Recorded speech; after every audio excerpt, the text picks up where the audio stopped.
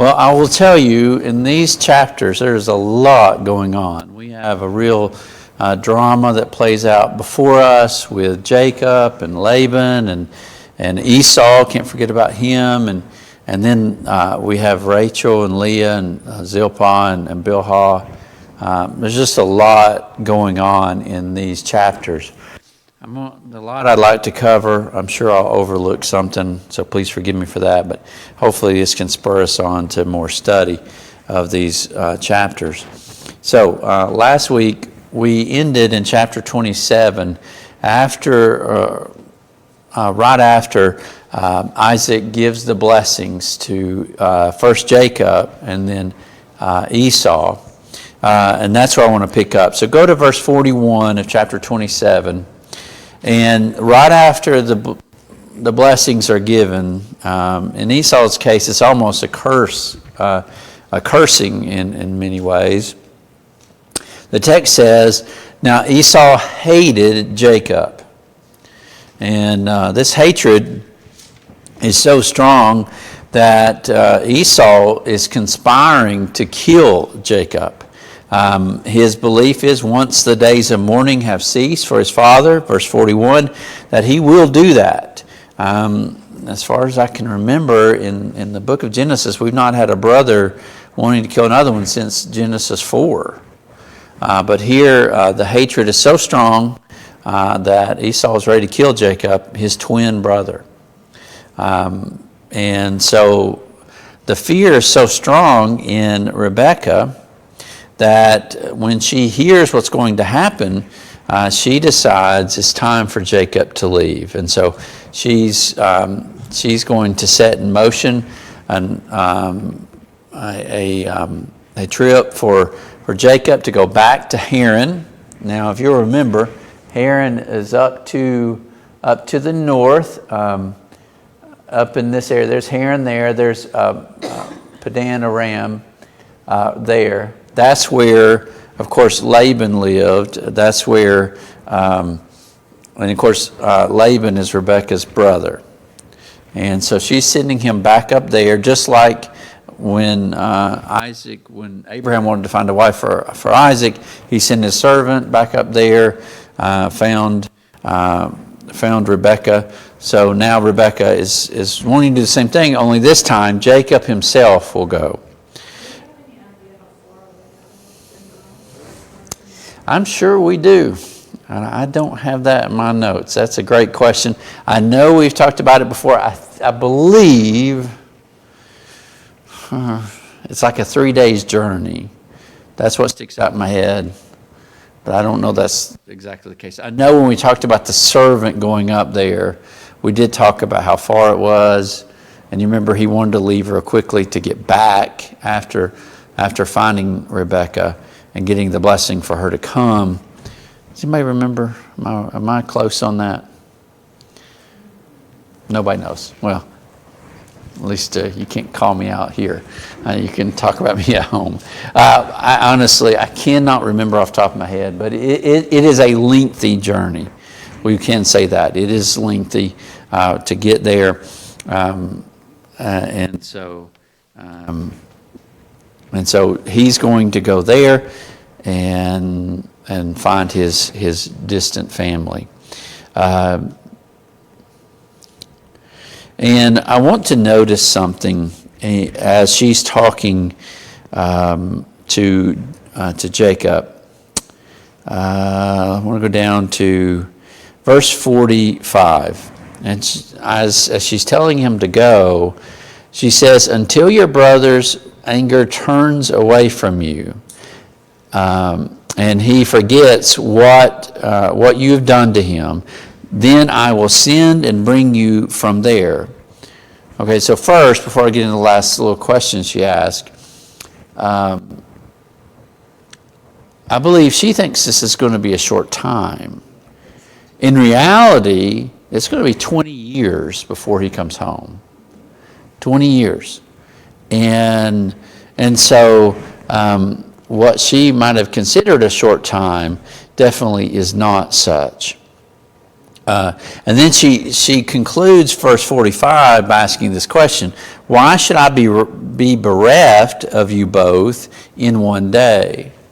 Well, in some ways, she does lose Jacob. And if you remember back at the beginning of this whole situation, what did she say to Jacob when Jacob became concerned that he might end up getting cursed instead of blessed? She said, I'll take the curse on myself. And so in a way, she did endure a curse from all of these activities in that she lost her son. For 20 years of his life, she does not get to see the birth of her grandchildren. And so because of her scheming and because of Jacob scheming and deception, they do suffer from it. And then verse 46, she goes into Isaac to convince him to send Jacob, that she does not want to have another Hittite daughter-in-law, which, if you remember, how did those two daughter-in-laws that Esau had married, how did they act? They weren't good, were they? They caused Isaac and Rebekah a great deal of trouble. We're not told what, but they did bring chaos into the family. And so she says, I don't want that for Jacob. And so Isaac gives his blessing, and so Jacob leaves. Then we get into chapter 28. I'm not going to spend a ton of time on 28, but just to note, in the first 5 verses, we have Jacob being sent away and told to go again to the north, to up here, to Haran, to find Laban, and that's what he does. I'm going to kind of skip beyond that, if that's okay. I do want to note for just a minute verses 6 through 8, or 6 through 9. You have Esau, as always, kind of trailing after Jacob. Here, he sees that Isaac has sent Jacob away because he didn't want him to marry one of the Canaanite women. And so what does he decide to do? He says, I'm going to go find me a wife from somewhere else too. And so he goes to Ishmael's son, his firstborn son, and he provides him a wife. I see, Mahalalath, and so he ends up marrying the daughter. It's the daughter of Ishmael, the sister to Nebaioth.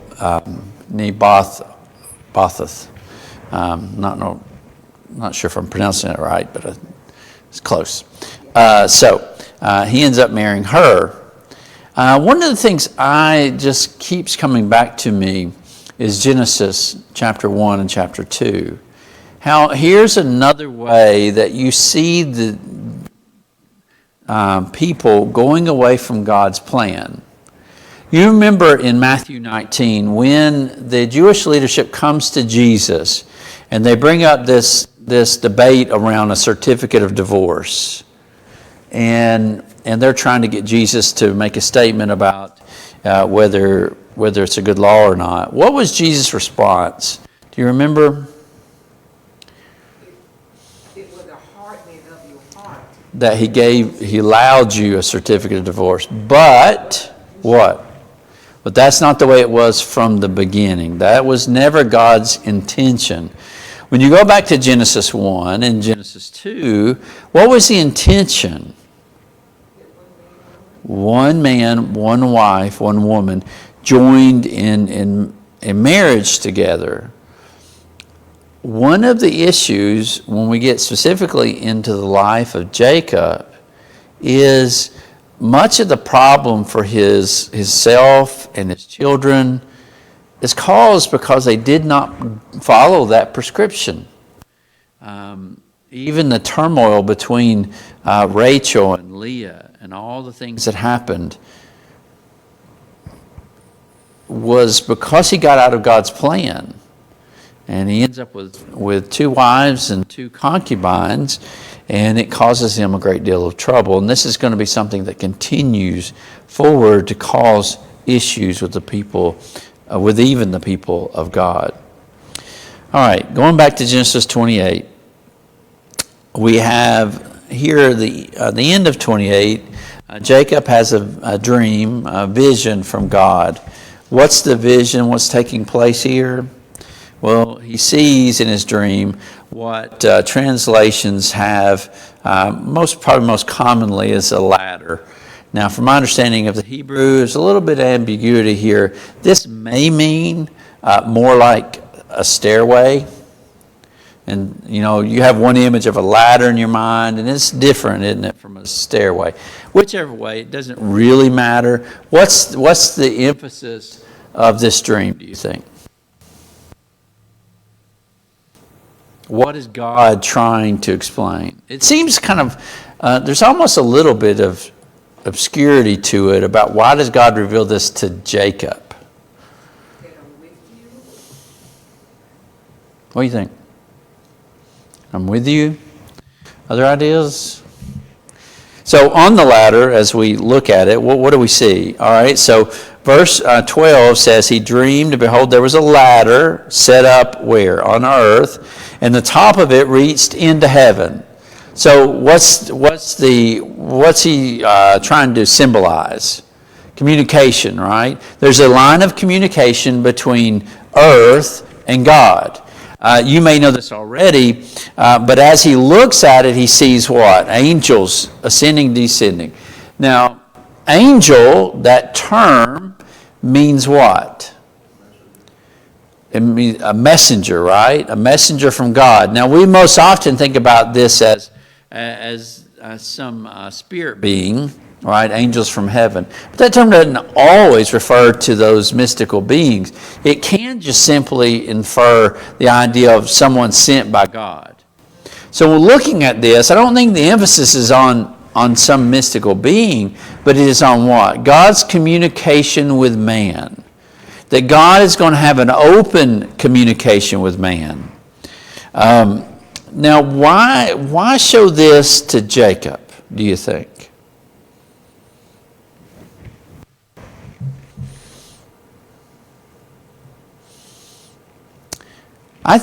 So I'll give you my thought is, what is Jacob but the father to whom? The nation of Israel. What does Israel represent in the history of man? The nation of Israel. What do they represent? God's what? God's chosen people. What else? Any other ideas that come to your mind? What about the law of Moses? What is the law of Moses but God's communication to mankind of what he wants? Right? And so God did have communication with other nations at times, but the nation of Israel had a direct line to God. That's seen both in the law and in the tabernacle. What did the tabernacle represent but the presence of God? And so within the nation of Israel, you did have this gateway of messages from God to man and man to God. And so you see somewhat that in the nation of Israel. But this even plays out in a much larger scale when it comes to the church. The church has what? The ability to approach God. Hebrews chapter 4 and verse 16. What does the Hebrews writer say? Verse 15 tells us we have a high priest, right? Jesus. And then verse 16 says, because of that, therefore, what should we do? Confidently. To ask for help in the time of need. All right, and so Jesus provides us a ladder, if you will, to God, to the throne room of God. And so I like looking at Matthew 16. You remember Matthew 16? You have Peter, and Peter makes the great confession of faith, and Jesus tells him in verse 18, I believe. It's 13 is where they begin this conversation in Caesarea Philippi. And Jesus says, "Blessed are you, Simon Bar-Jonah, for flesh and blood," what? "Has not revealed this to you, but" who? "But the Father has," right? And then after that, he says, after telling them that he's going to build his kingdom, he says that, "And I will give you" what? "The keys to the kingdom of God. And whatever you bind on earth will have been bound in heaven. Whatever you loose on earth will have been loosed in heaven." Again, that idea of God communicating his message to us. And so you see this ladder, or stairway, if you will, this gateway to heaven clearly played out through the children of Jacob. And so after he receives this vision, and I'm sure Jacob never, I'm not sure, but he probably never really understood what God was trying to communicate here, but God left this for the generations later who could look back and see what God was trying to communicate. It's after this that he takes that headrest, that stone he laid his head on, and he sets up a memorial stone here in this place. Where is he, by the way? Where is he? Anybody know? Bethel. Why is that an important place? When we look at, it's here, just below Shechem. Bethel sits where today? Near the place of Jerusalem, right? Near the place of where God would eventually set up his temple, right? And then later would be the place of Christ's crucifixion. What else have we already seen in this place, Bethel, right near this area? I don't know the exact locations of all these. What's that? Was that? That was in Moriah, but it's close, right? Again, it's kind of centered up there. Let me say this: we don't know exactly where that was. We know approximately, but again, we're right in this central location. All these major events occur. Remember earlier the trees of Mamre, where Abraham spent so much time? What was he doing at the trees of Mamre? That's where he was worshiping God at. Well, again, this place gets huge emphasis, again, in Scripture there with Bethel. The term Bethel, you may know what it literally means. House of God. House of God. I find that very fascinating. House of God. So that's chapter 28. Any questions up to that point? What about a bread? I vaguely remember something about a bread, house of bread.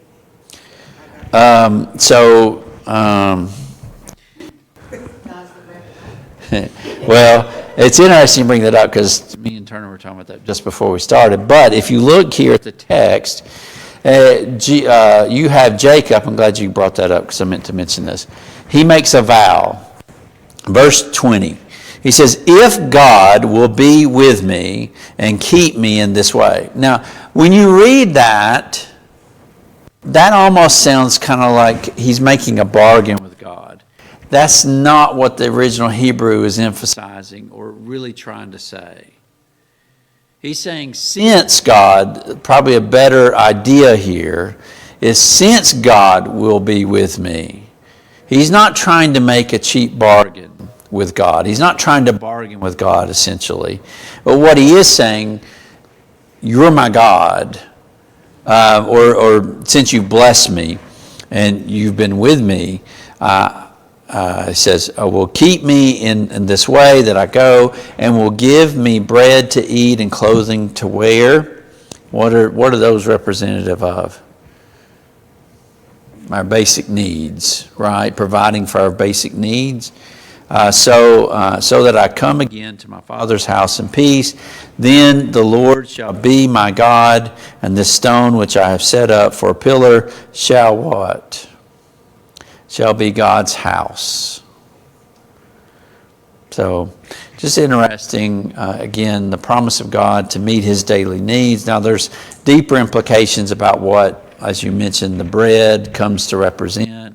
When you look at the manna and other things, and then when you get to the New Testament with Jesus, of course, there's a deep spiritual meaning to bread later, but here he's inferring the idea of his basic physical needs. Vance, do you have a question? Okay. What particular phrase is that? Where is that at? Because no, I'm saying. It's not a scholarly resource. No, I'm saying where at in this section is that word, but. That's what Virginia was Right, asking. what His about- house of bread. Oh, you mean later? Okay, it's not here in this text. I got you. Bethlehem. So Bethlehem is the house of bread. Okay, I got you. I thought I missed something. I got you. I understand now.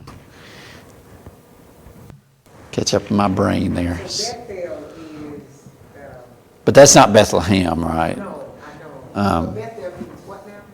House of God. Okay. That's the literal translation of that word. Good questions, good comments. This is a section we could quickly overlook, but there's so much here that maybe if we don't take time, we can miss it, but there is much to learn. Any other questions about this chapter?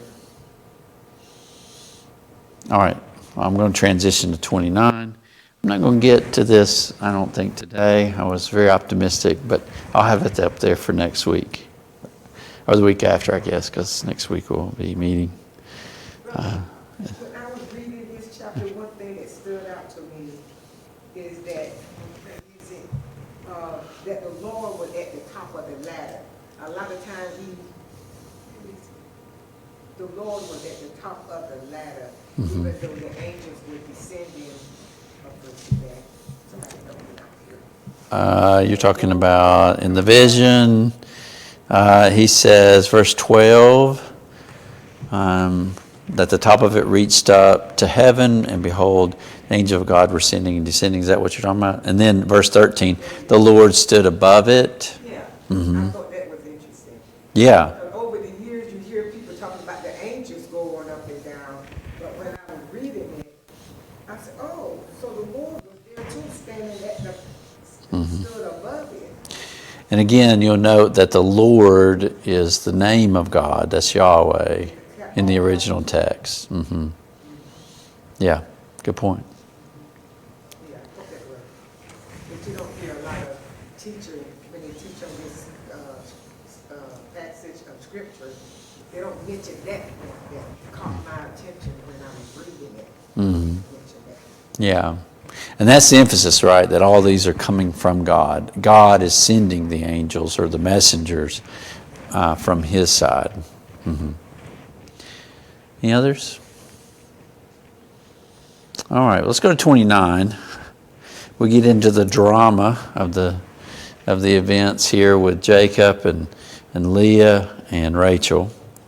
There's so much to cover. I know I won't get super far into this, but let's go ahead and look at it. So verse 1 tells us he travels to the land of the people of the east. The ideal there being he's traveling back to Haran.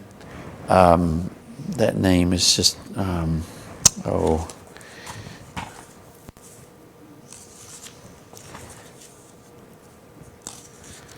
Mesopotamia. Whew. So the idea there is the Mesopotamian land. He's traveling back there, or he's traveling to there for the first time. Verse 2 says he looked, he saw a field, and behold, 3 flocks of sheep lying beside it. For out of that well, flocks were watered. Now we've already seen that wells are super important to those people.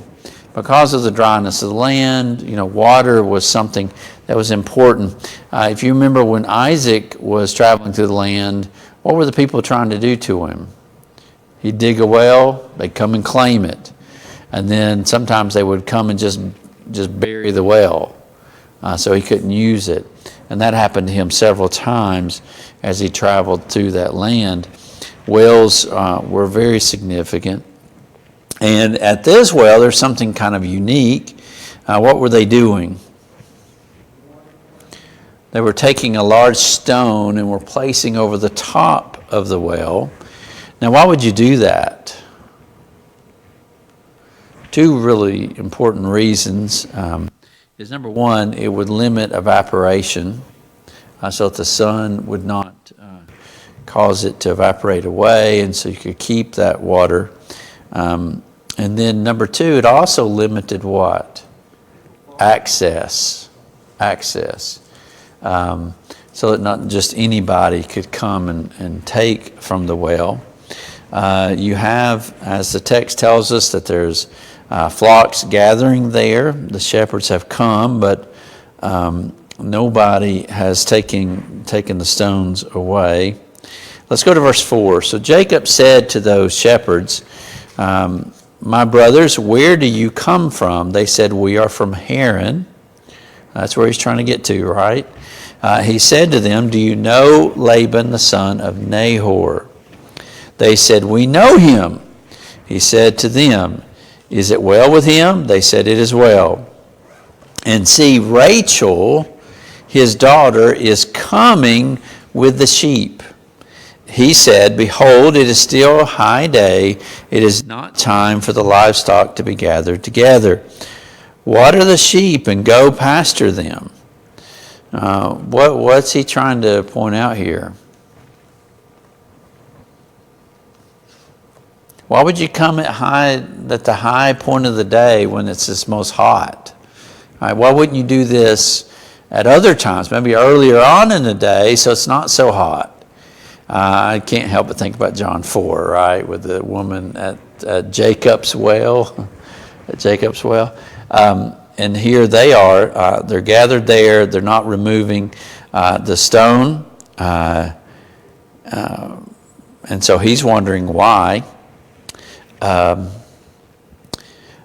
verse 8 says, they said, we cannot until all the flocks are gathered together and the stone is rolled from the mouth of the well, then we water the sheep. While he was still speaking with them, Rachel came with her father's sheep, for she was a shepherdess. As soon as Jacob saw Rachel, the daughter of Laban, his mother's brother, and the sheep of Laban, his mother's brother, Jacob came near and rolled the stone from the well's mouth and watered the flock of Laban, his mother's brother. Then Jacob kissed Rachel and wept aloud. And Jacob told Rachel that he was her father's kinsman, and that he was Rebekah's son. And she ran and told her father. Kind of interesting thing. Now the phrase there, he kissed her, is not. He didn't grab her and kiss her on the lips, right? This was a greeting, but it's kind of, he's being a little bit impulsive here, you might say. She at the time does not know who he is, does not know him from Adam. But of course, he is really excited. His journey's come to an end. He's found the people he came looking for. And he's excited, and of course she runs and tells Laban what has happened. Just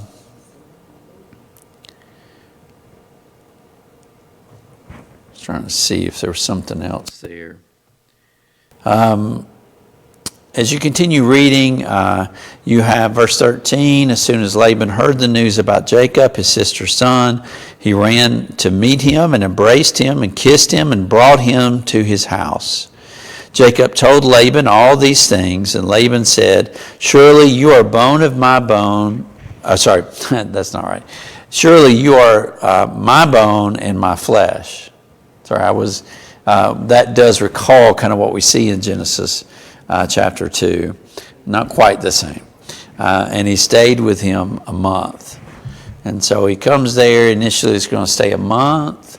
And then we'll stop here, but we'll get into this next week.